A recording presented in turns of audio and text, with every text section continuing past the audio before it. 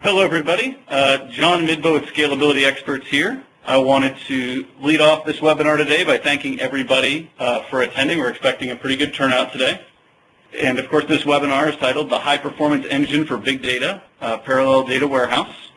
And we are very lucky to have Andy Isley with us today to be presenting. So I hope that everyone will be able to glean some useful information for your own big data initiatives in the future. We do have a special offer for select companies that are looking at big data or appliance solutions over this next year that we will discuss at the end of the webinar. But before we can get to the end, we do have to start. So without further ado, I'd like to turn this over to Andy Isley. Andy? Hey guys, thanks John. Well, we're here today to talk about PDW, release of the 2012 version, and how it's going to fit into the big data environment. And there's a lot of exciting pieces that Microsoft has brought to the table on this. So first off, let me tell you a little bit about who I am. I'm the practice manager for scalability for their BI area. I've been doing business intelligence for about 18 years. So I've seen it merge and come into what it is today. And big data has really just complicated our lives a whole lot. It's made us have to come up with some very interesting solutions to the challenge of big data. And one of the other things that I've worked with customers have had small gigabyte data warehouses to ones that have had hundreds of terabytes of data warehouses. So the spectrum it goes pretty broad for me. And something that I'm very proud of is I actually get to travel the world and teach people how to use PDW. And so hopefully you'll get something out of this today. So what is it we're going to talk about? So today we're going to talk about big data. What is it? Okay. First off, a lot of people have different definitions for it, so we're going to lay out what we believe it is, what the industry believes that it is, and we're going to go through that very quickly. We're going to talk about Microsoft offerings for data warehouses. Okay, there's about 3 of them, and we're going to cover the pros and cons of those and discuss how they fit into the environment. We're going to talk about what does PDW offer for an organization from a data warehousing perspective, where it fits in the organization, how it can be implemented, how it's going to change your life a little bit. We're going to talk about who's using it and why they're using it, what kind of benefits they're seeing. We're going to talk actually about performance as well. And these are not the numbers I'm going to show you today are not performance numbers from a lab. These are numbers we're getting from our customers who actually are using PDW in a production environment. And lastly, if we get a little time at the end, we'll talk about how we can help you implement a PDW solution. So, what exactly is big data? Okay, there's a lot of definitions out there. Most of them center around the fact that big data is made up of 3 different components. It's either volume, variety, or velocity. And any one of those 3 can mean that you have big data. It also means that you can have just volume and have big data, or you can have variety or any one of the combinations of those. So data warehousing started off in the very beginning with most people trying to consolidate their ERP systems, their CRMs, bringing in contracts, their details, their pipelines, their sales, payroll. And what they found out is that was really great. It made reporting really simple. But then all of a sudden they said, well, what if we tie it to other data? Maybe we can bring in web logs. Maybe we can bring in direct marketing or sales over the internet. Or marketing over the internet. And how does that affect our business? And that really started to change things a little bit. All of a sudden we get a little bit bigger variety of data that we're actually working with, and the velocity is quite large when we start looking at web logs. A customer of mine that we implemented PDW for was seeing in the neighborhoods of, I think it was 800 million records a week coming in from their weblog. And that's a lot of velocity too when you start looking at that. And then a little bit later, people started looking at their data and saying, all right, let's add additional information in. Let's look at maybe some spatial information, some GPS coordinates. How about some government feeds?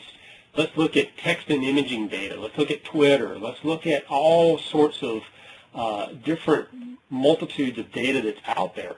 And what they're finding is that they're being able to draw conclusions that they've never been able to do before. So why do you need big data? You're going to make sense of the data from an understanding of a wide variety of different information that you have. You want to maybe even provide some real-time analytics. That's not something that's it's not just a big data solution, real-time data warehousing, but when you start looking at the velocity, real-time all of a sudden gets a little bit more complex.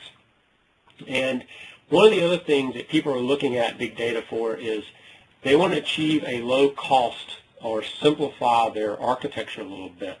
And in doing so, big data can actually make it more complex.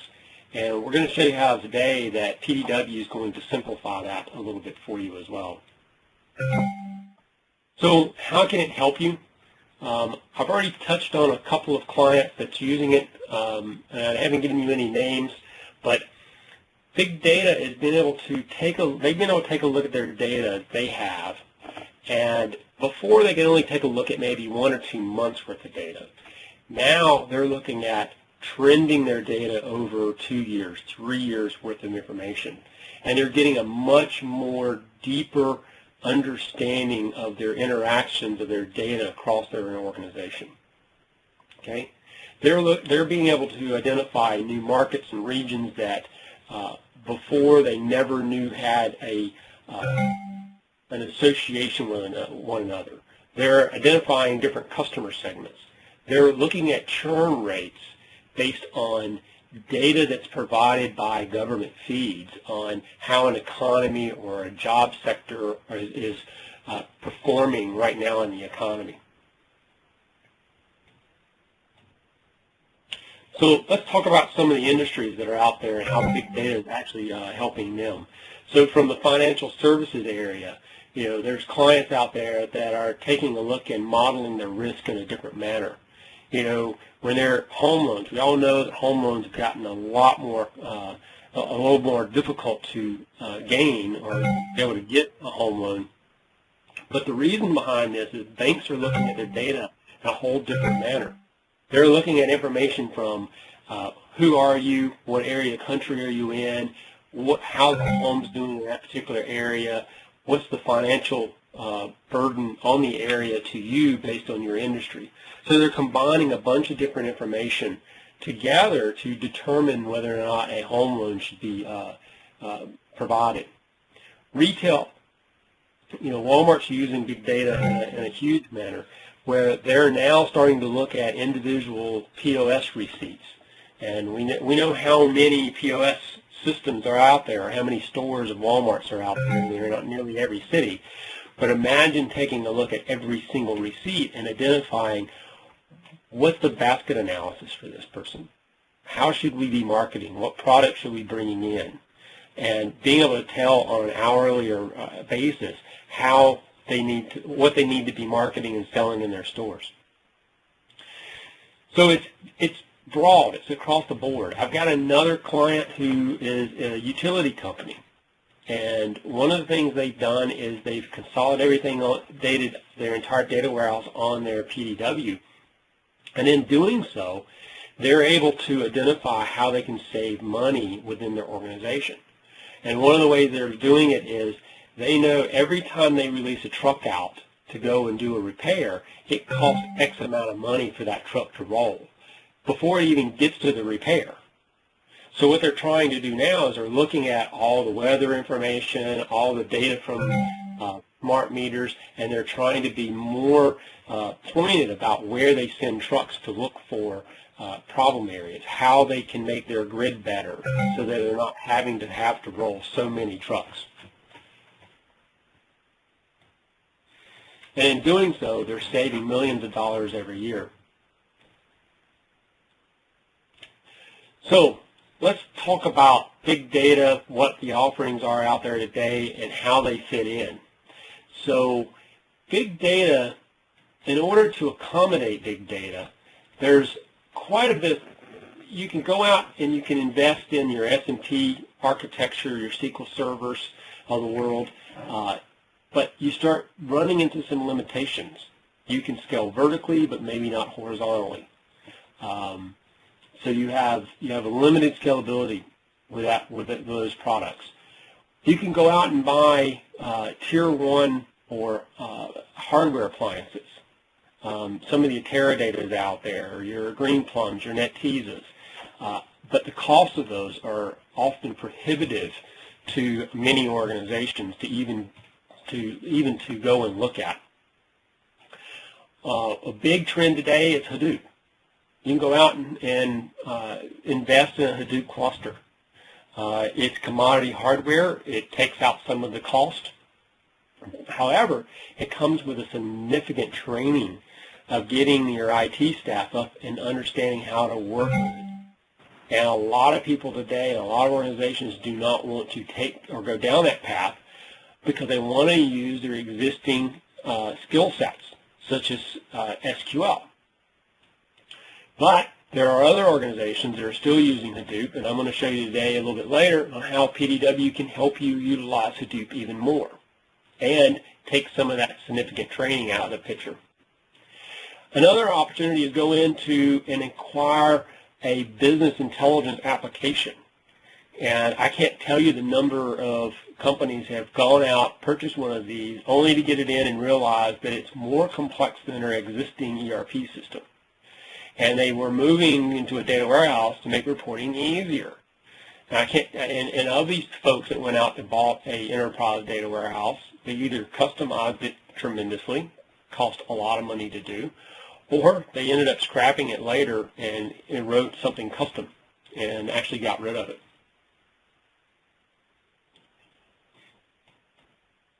So let's talk about what Microsoft brings to the table and what they offer from a data warehousing perspective. We're all familiar with the S&P SQL Server, okay, 2012. Now, what a lot of people may not be aware of is that Microsoft also did a tremendous investment in identifying how you set up a SQL Server 2012, for instance, in a manner so that it is a high-performant infrastructure for a data warehouse. Now, the way you set up a SQL Server for OLTP and the way you set up a SQL Server for data warehousing is very different. And the two workloads do not work with one another. So Microsoft came up with this FastTrack data warehouse reference architecture to deal with how to set up your S&P system so that it will be highly performant for your EDWs. Now, with that in mind, the difference between this is SQL Server 2012 is the engine running underneath FastTrack. And what we've found is that if someone goes off and implements SQL Server, they can have a very successful data warehouse. They can store tens of terabytes on it, but at some point it starts becoming slow. That's where FastTrack comes in. With FastTrack, you have very much a identified set of hardware that you can purchase. It's not an appliance, so you have to go and assemble all this hardware together, set it up correctly. And additionally, there's ETL routines. FastTrack isn't just a hardware reference architecture or how you set up SQL Server, but it's also how do you load data into the data warehouse so that you can retrieve it very quickly. And oftentimes that's the part that's actually overlooked. So if you set up FastTrack correctly, you can go from very small terabytes, sub-terabytes, to hundreds of terabytes and be okay. But that doesn't answer the question for the truly, really big data. What happens when you get tens or hundreds or petabytes of information? Well, Microsoft came up with a solution called Parallel Data Warehouse SQL Server 2012. Okay? It's a massively parallel processing engine. It's specifically set to scale in a horizontal manner, and that's what we're here today to talk about. But first off, I want to go through what the FastTrack is and why FastTrack is important, but also what is the real complexities with it. So FastTrack, when you go to set up the configuration, you got to think about indexes and compression, your startup parameters. You got to think about your hardware. You got to have someone who understands all the bits and pieces of the hardware to make sure that it's all configured just right. And oftentimes what we find in organizations is that there's always some piece that isn't configured correctly. And or you also have ETL processes that are very complex.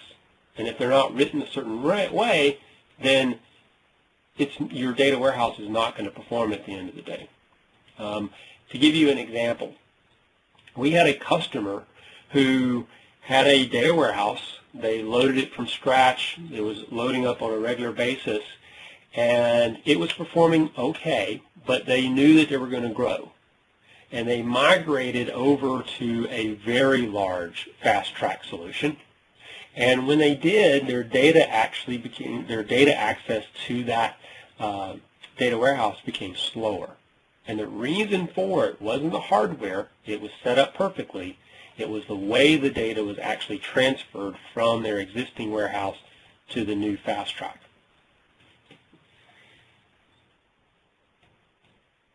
So this is a very low-level slide here, but these are some of the components that you're going to have to think about.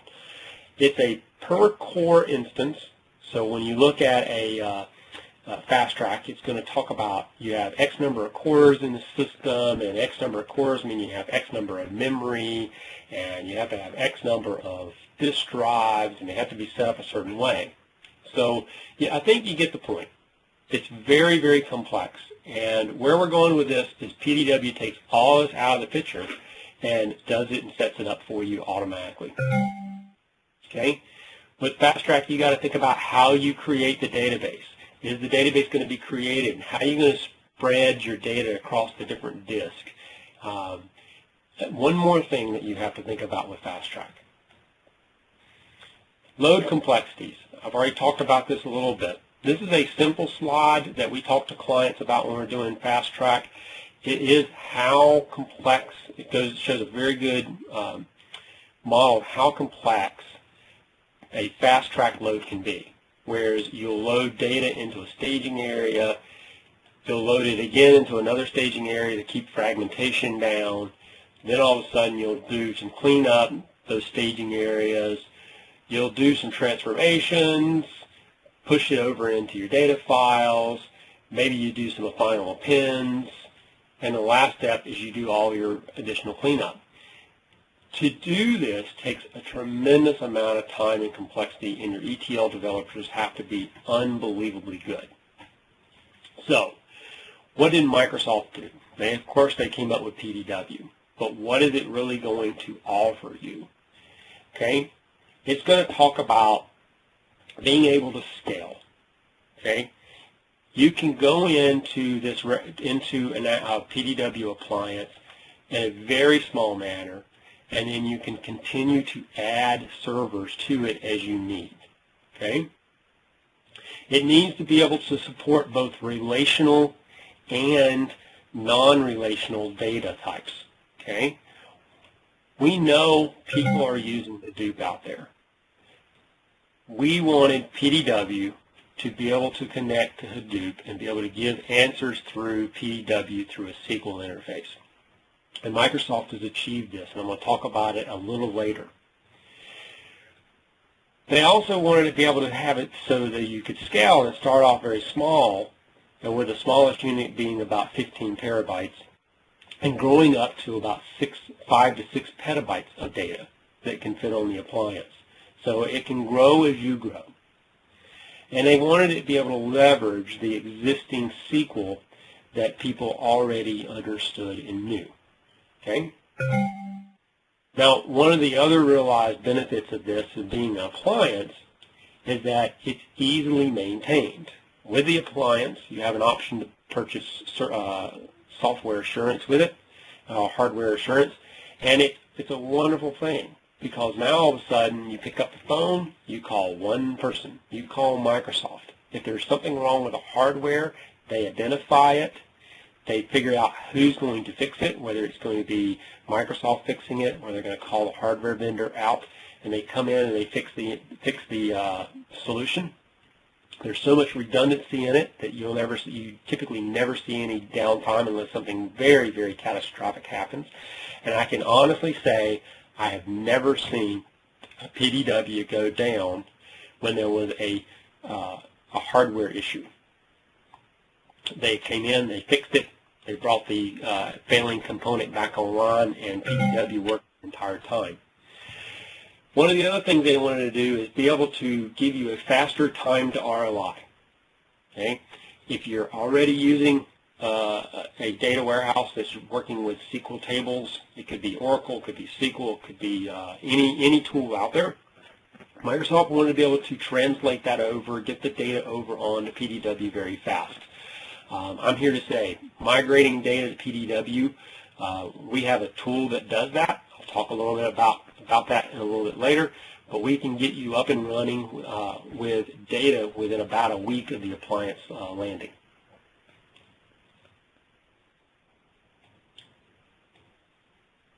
So, if you got the idea, PDW was built for big data. Okay? It's the next generation to scale, and it's optimized for the price point. So what exactly is it? So PDW is an appliance system. It comes pre-installed with the hardware. It comes pre-installed with all the software.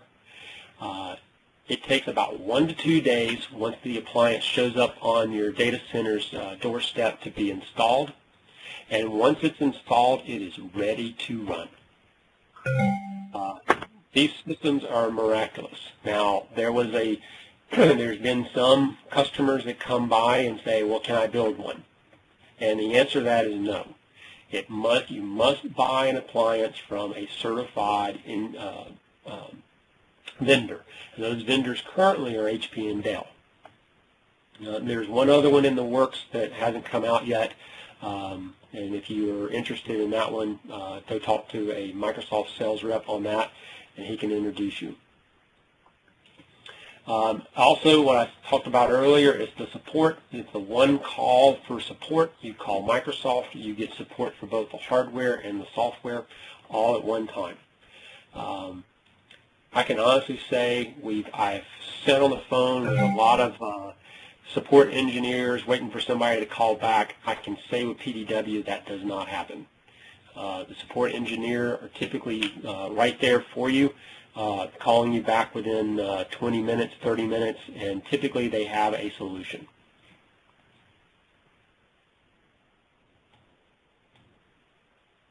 So let's talk about the scaling. The 2012 version of PDW scales based off of a scaling unit, and it starts with what they call a quarter rack. And you can continue to add a quarter or a scaling unit, which consists of, depending on the vendor, if you're an HP solution, it consists of 2 compute nodes and the disk associated with that. And if you're a Dell PDW, it consists of 3 compute nodes and all the disk associated with that. So every time you need to add additional space, you add another scaling unit until you can continue to grow up to about 5 petabytes of data. This ends up going from, I believe the maximum number is 56 compute nodes inside of the appliance. So this is 56 servers can be set up to work as one SQL server. The really interesting part about this that I want to point out is the little green box down there on the right-hand side, no downtime.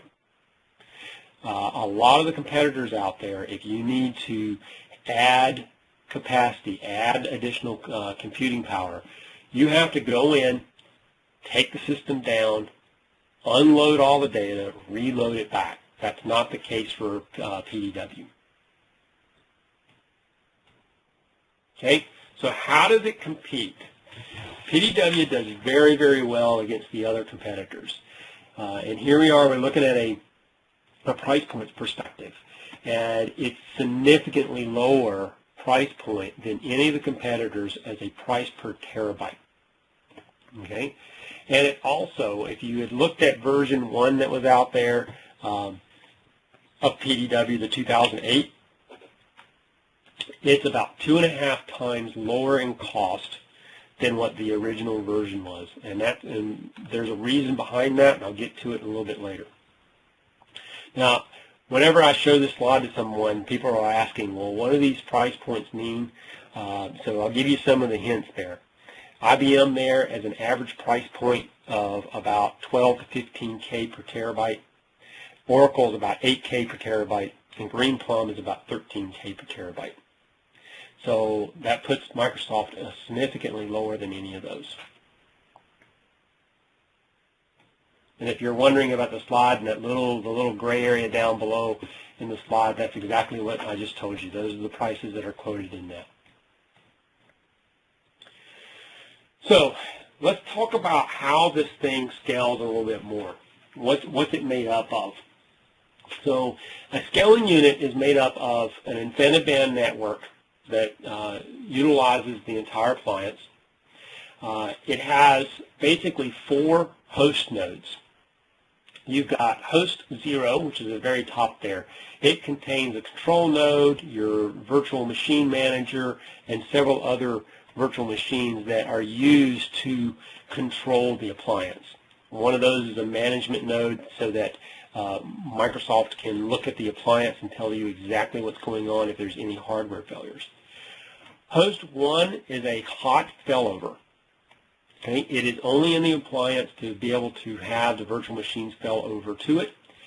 Host 2 is your first compute node. Host 3 is your second compute node. Those compute nodes is the really heavy lifting servers of the entire appliance. They are direct attached to a JBOD, and if no one knows what a JBOD is, it's just a bunch of disks, and that is how they reduced a tremendous amount of cost in their from their first version to the 2012 version. So in the first version, a quarter rack added about 4 or 5 additional servers, and the JBOD was a direct attached SAN, and they simplified the architecture greatly. They made it much more highly available so that you can trust the hardware so that it's to do exactly what it's meant to do. It's supposed to run no matter what. You have a hardware failure, that's okay. You have a hot spare. Now, if you want to, we can add another server in. Here comes the next one. And you can add a host 4 and a host 5. It comes with another JBOD. So you do not have to add any additional servers outside of the actual scaling unit. No more virtual machines, no more hot spares, no more additional host zeros. All you got to do is add the 2 machines you saw there, add a JBOD. You can get the Dell or HP to come in. They will come in, they will install it, configure it. Microsoft will help you, and all the data will be still on your machine. You'll have minimal impact to your production system. Okay. Now, one of the things that they did in this particular version is they used to have backup and a landing zone servers that were part of the appliance. And in 2012, they removed those, and they removed them on customers' request. Customers were requesting, please remove these from the appliance because we already have investments in ETL farms. Okay, they have data stage or Informatica, or they're using SSIS. They already have an existing investment in a farm for that, and they did not want to have to put their ETL in the landing zone that came with the appliance. Customers also were complaining that they wanted to be able to utilize their existing backup technology. And Microsoft has allowed that with the second version with 2012.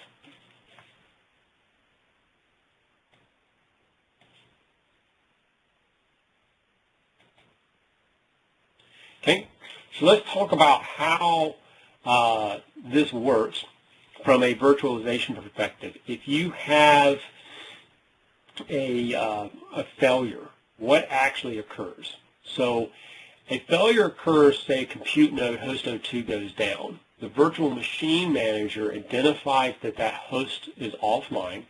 It transfers all the processing over to the host 01. And all it is just using the Hyper-V machine manager and moving that virtual up to another host. Now, someone's going to be looking at this going, well, what happened to the JBOD? It's not direct connected to the host 1 there. Well, the appliance is smart enough to be able to utilize the underlying fabric of host 3 to still contact the JBOD. Now, what does that mean? That means that if you end up with both hosts connected to the JBOD go down, the appliance will go down. However, there is a call out that comes back to Microsoft that says, wait a minute, we just had a failure. You're notified, Microsoft's notified, and someone's looking at it very, very quickly. So when it does come back online, it just goes ahead and flips back to the individual one. Sorry guys, I flipped the slide too soon. If host 02 completely is dead and the hardware vendor has to come in and replace it, they come in, they pull the machine, they put it back. Once it's back, they do a little bit of provisioning. They basically put the OS on the machine, and then Microsoft issues a command, and the compute 1 transfers back to host 2, and you're back up and running.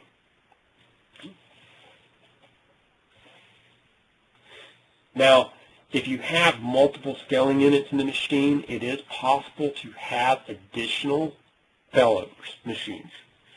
And there's room in each one of the chassis for that, even when you get to a full rack.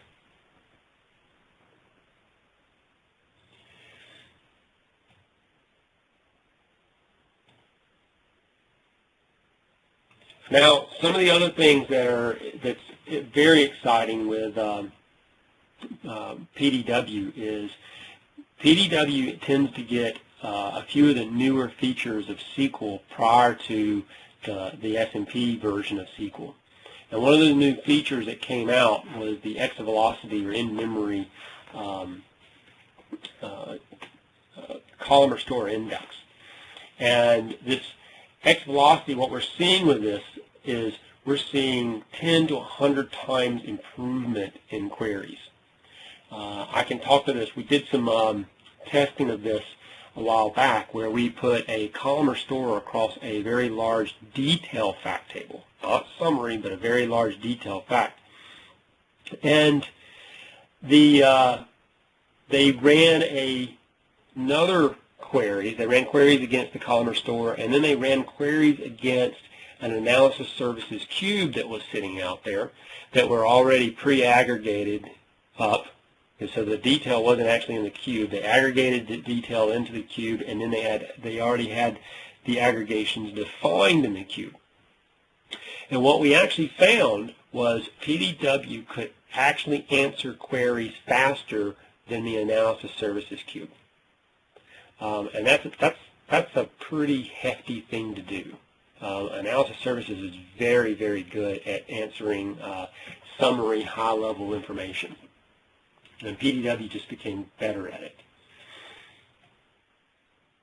So we're also seeing data compression of about 7 times, 2.5 to 7 times above the existing page compression that we had in the first release. So not only are you going to get more data to be able to fit on your appliance, you're going to be able to read that data faster. So earlier I talked about having an appliance that was 15 terabytes is where you start. That's 15 terabytes of raw disk space by the time you start adding page compression and column or store compression over top of that, that 15 terabytes can get up to about 45, 50, 60 terabytes on a single scaling unit. Now, I will caveat that that compression is completely reliant on your data. And I will tell everyone, do not expect to get 7 times compression with your data. I have actually seen data at one client where we're only getting about 1.5 times compression on page compression. And then we put the column or store on it and it doubled it. But their data was very unique and it did not have a lot of repeating values. But I've seen others that have had upwards of 15 times compression. And it just varies based on the server, based on the data that you're actually loading.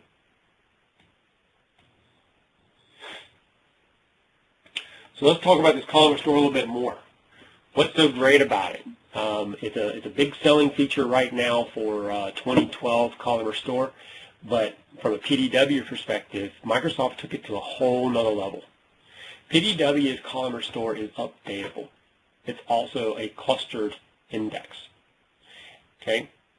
What that means is we can actually put a column or store index across your entire table, and you will not have to worry about any other indexes for that table because it's a coverage index.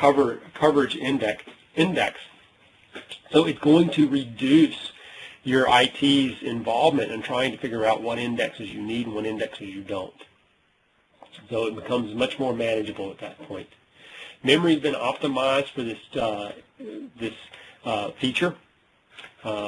They've increased additional temp DB space into it. They've also increased memory on each individual compute node to be able to handle the column or store correctly.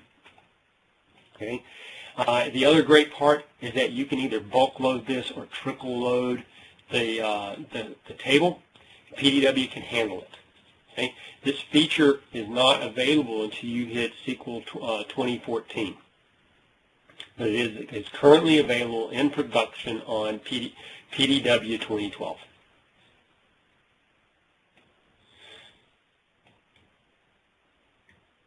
So, what's some of the limitations with the current solutions that are out there? A lot of people are looking at Hadoop. They're moving in that direction. It's commodity hardware. They can stand up a cluster, but there's a steep learning curve. And when I say steep, if you do not have Java developers, you have to go and train people to be Java developers. You've got to maybe look at different tools to go after it. Maybe your reporting tools will not go and connect to Hadoop because Hadoop may not support that particular tool right now, or that tool doesn't support Hadoop. Wouldn't it be nice if someone would come up with a way that you could use SQL, you could query your existing data warehouse, and if you had data that was sitting over in Hadoop, you could go after that data with it as well. So within the same query, you could say select from PDW, select from Hadoop, and come up with a single result set. No more having to pull data or try to generate reports from this. I've seen customers work with Hadoop and end up spending a week trying to get, or 2 weeks trying to get one report out, whereas if they could write it with SQL, they could have had it out in the same day. So Microsoft answered this question, and they answered it by looking at something called Polybase. It's a single structured, it's for querying non-structured data in a structured manner using Hadoop, going through a Polybase solution. Okay? And they do this via a HDFS bridge. And it's fabulous, guys. One of the great features of this is being able to go in, you can create tables from Hadoop, you can see them over on PDW or vice versa. So this is how the Polybase works. So end users out there, you can go in, you can create an external table. The external table sits either on PDW and points to the Hadoop cluster.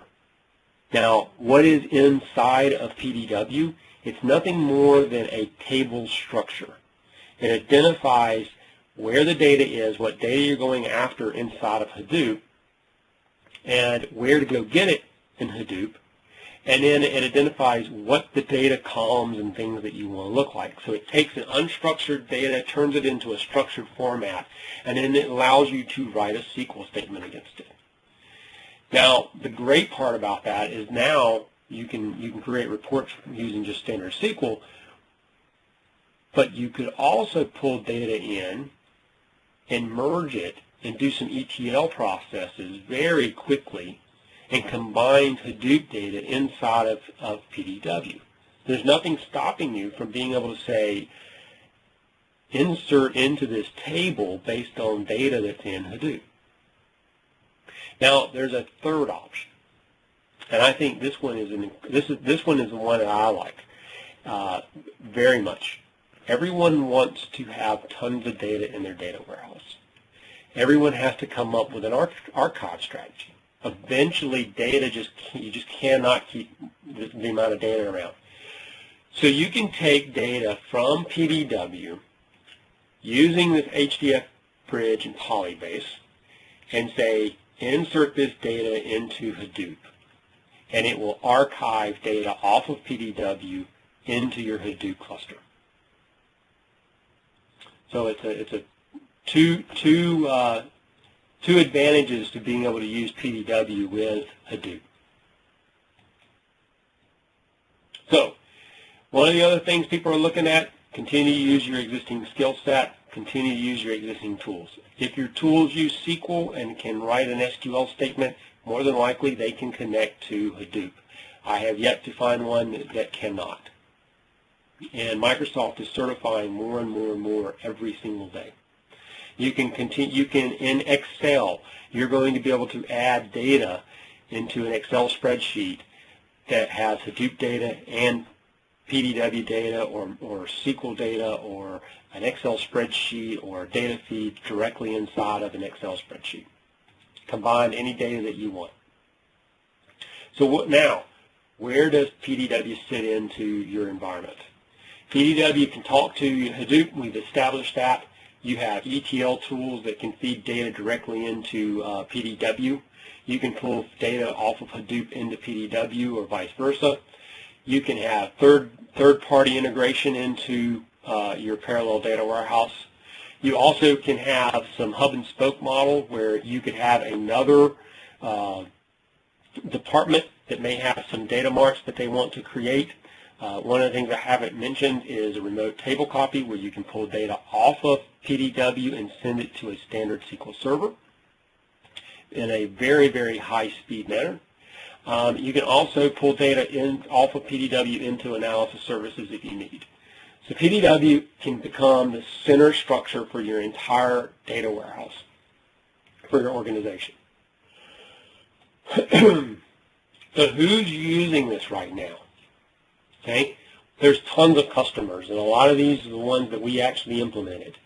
So we have people like Accenture, Match.com, Ernst & Young, the U.S. Army, and so on and so forth. And every single one of these are using it on a day-to-day basis, and they're capitalizing on this investment and gaining additional insights into how their company is performing.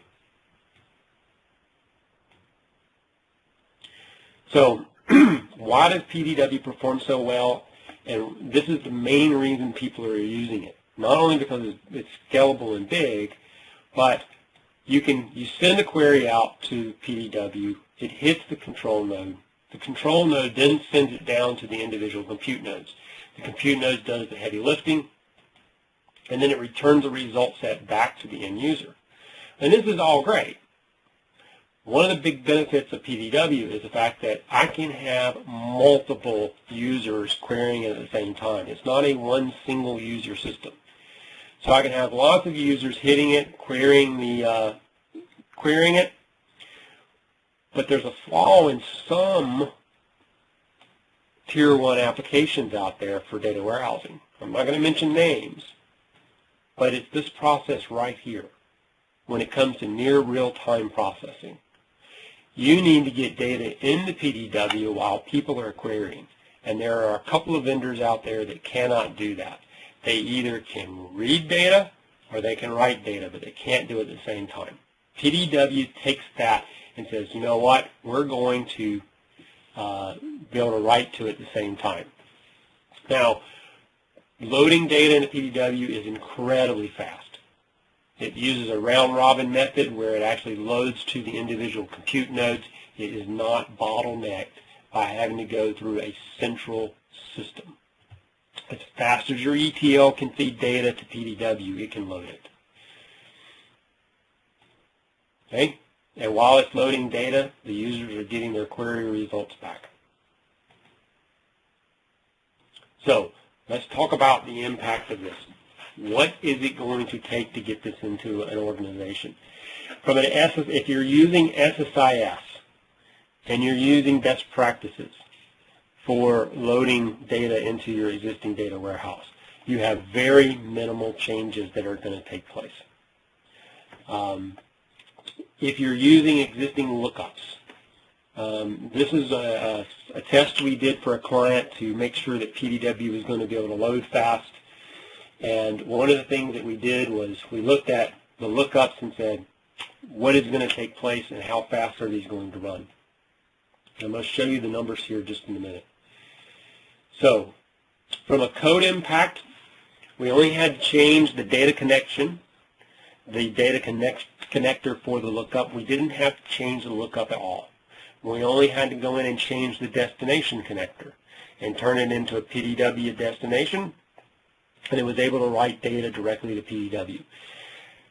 When we got this completed, we looked at their existing system. We saw that they were averaging about 9 milliseconds per lookup for their existing data warehouse, for their existing data load. With PDW, we reduced this down to 2 milliseconds per lookup.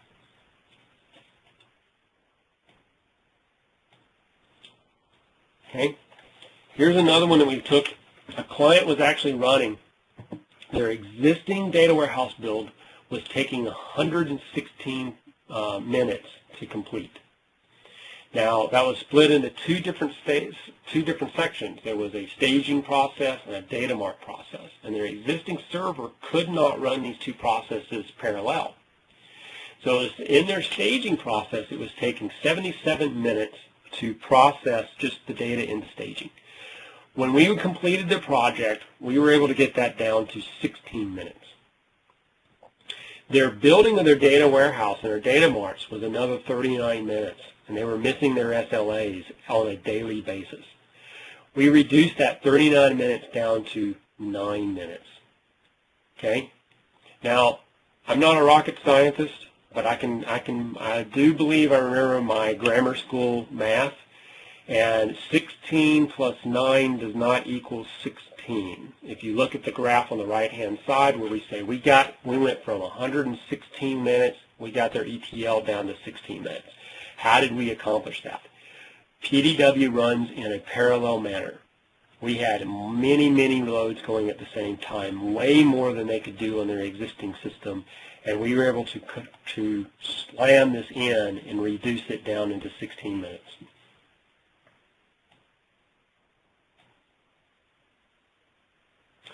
So data load speeds, what are we talking about? If you have a data load and you don't have a clustered index, and there's important reasons why you would have a table without a clustered index if you're just loading data into a staging area very quickly to identify deltas and changes. The data speed that we're seeing on a half rack is probably about 500 gigs an hour.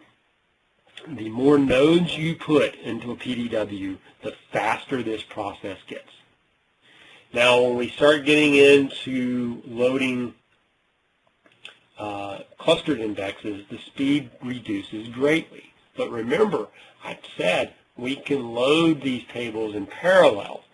So while we slow down, we don't slow down that much compared to an S&P system, but we're going to increase it because we're going to decrease the time even more and load more data faster because we're going to load both of these tables or 10 tables all at the same time.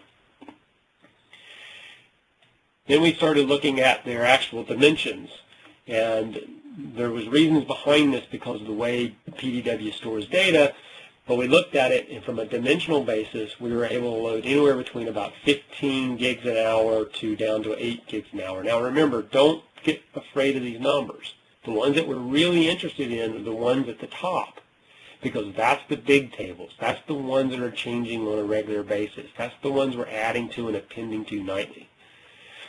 The ones on the bottom, you do a one-time load for your dimension. You update it with very small changes on a nightly basis. So the speed here is not that important.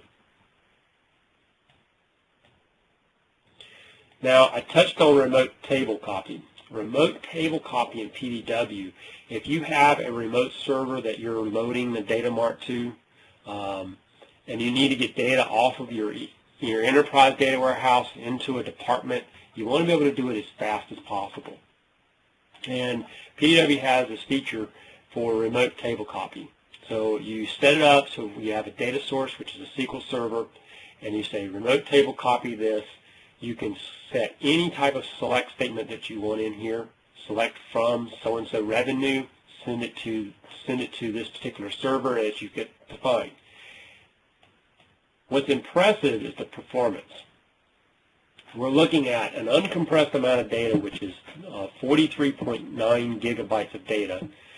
It was 9.4 compressed on PDW. 74 million rows of data is what we did through our testing, or what the customer needed to run. We were getting 203 gigs per hour hitting a SQL Server. If you needed to replace a table very fast, this is a very good way to do it on a data mart. Now the all-important one, how about query performance? Query performance on PDW is phenomenal, and these are some of the queries that we're looking at. We've seen queries go from 57 minutes down to 23 seconds. An hour and 30 down to 12 minutes and 43 seconds. So PDW's massively parallel processing really does speed up the querying. And I have one in here where you can see where we got even the fast ones that are sub-seconds or 1 second long queries. They do increase. They get into the sub-second range. And I want to talk about this one here. This is an important one. We had a customer who was looking at their data, trying to identify a tremendous amount of correlations between different patients. And they had a report, and it ran at about a minute, about 2 hours. And they were able to go through, and they called these, the where clause in it, their flags.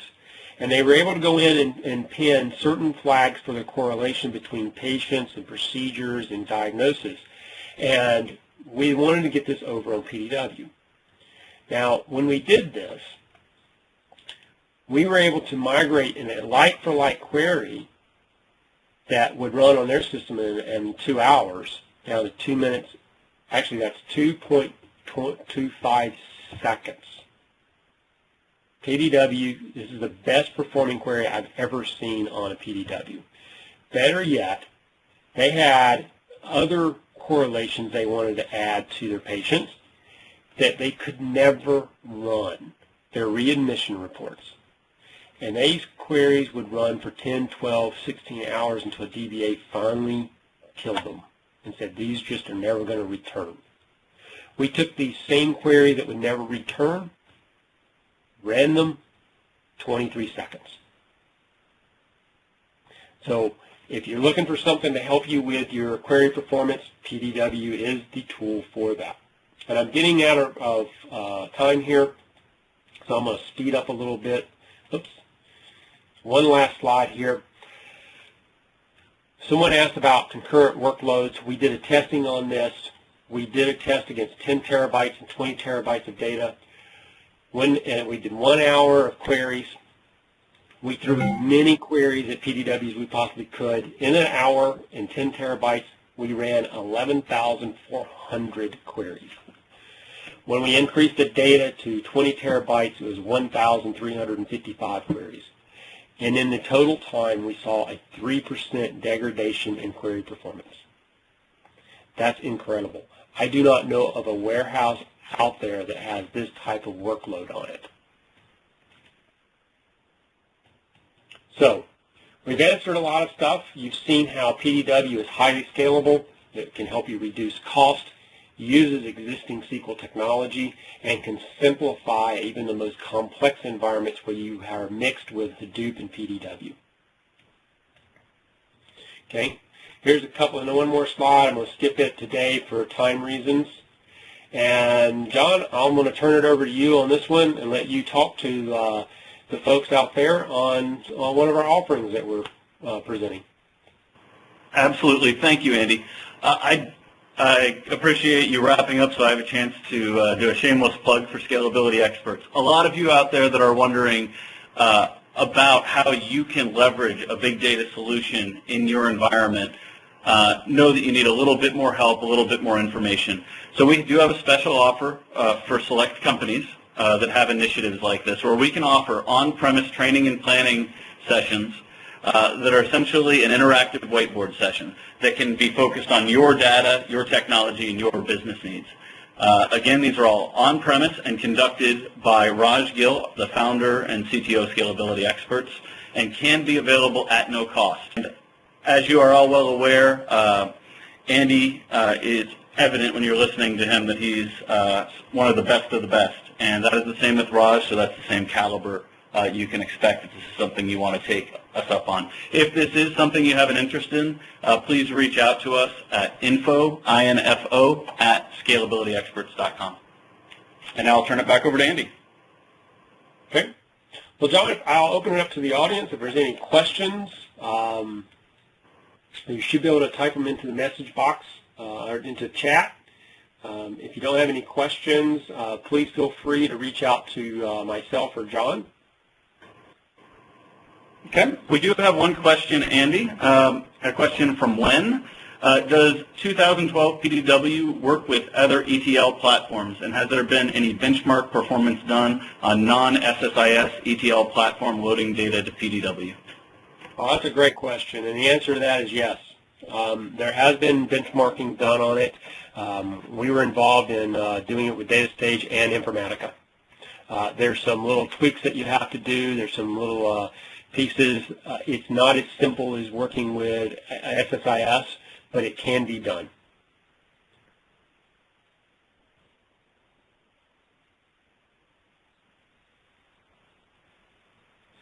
And I'll add from a performance perspective there, the data loading for it works the same way no matter what platform you're on. So you're still going to see basically the same performance. There's some caveats to how you load data in PDW that's a little bit different, but by adding probably not more than maybe 2 or 3 lines of, or 2 or 3 processes to your Informatica or DataStage, you can load it into PDW the same way that SQL, or same way that SSIS does.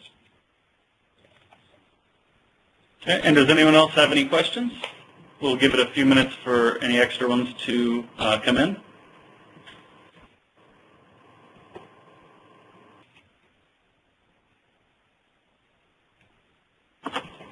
And thank you, Danny and Robert. We do have 2 more questions that have come in.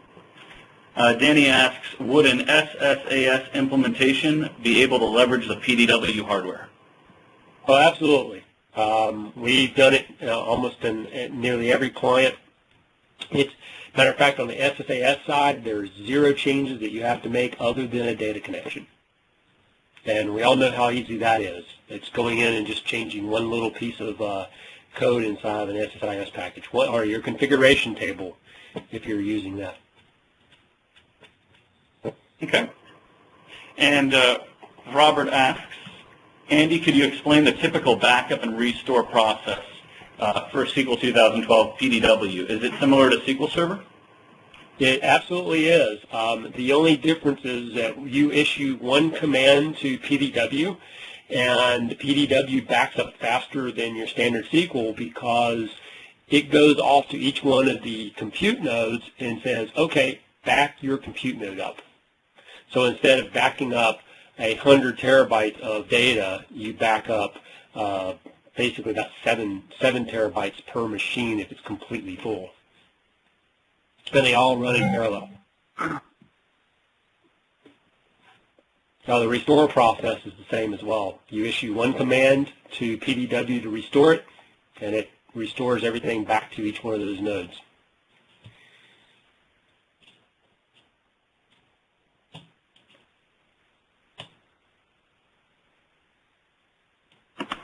All right. That does look like it's, oh, we have one more question from Wen. What about integration with SAP business objects? How complicated is it to integrate with those warehouse automation platforms such as Calito? Ooh, that's one I've not done. I would say that the best solution is maybe to give us a call, contact us, and we'll get with a Microsoft rep and see if there's someone out there in the COE that's done that. I know that we can pull data from the SAP warehouse. Pushing it should be just the same as you would push it for anything else. I use a standard SQL, so I don't think it would be that hard.